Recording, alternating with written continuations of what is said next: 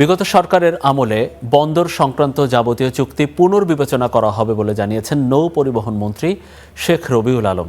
দেশের স্বার্থ রক্ষা হলে চুক্তি বহাল রাখা হবে বলেও জানিয়েছেন তিনি। দুপুরে বাগেরহাটের মোংলা বন্দর পরিদর্শন শেষে এসব কথা বলেন মন্ত্রী।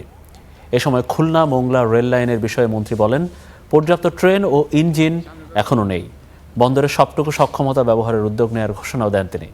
এর আগে সড়ক পথে মোংলা বন্দরে যান মন্ত্রী। বন্দর কর্তৃপক্ষের chairman rear admiral Shahin Rahman মন্ত্রীকে বন্দর পরিদর্শন করান।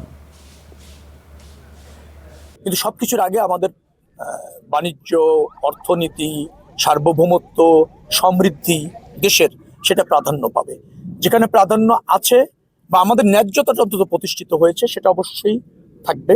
আর যেখানে আমরা ক্ষতিগ্রস্ত হয়েছি সেটা রাখা যাবে কিনা সেটা বিবেচনায় আসবে। আর রাখা না গেলেও তার একটা প্রসিডিউর আছে, সেটা মেনটেন করেই আপনার বাতিল করতে হবে।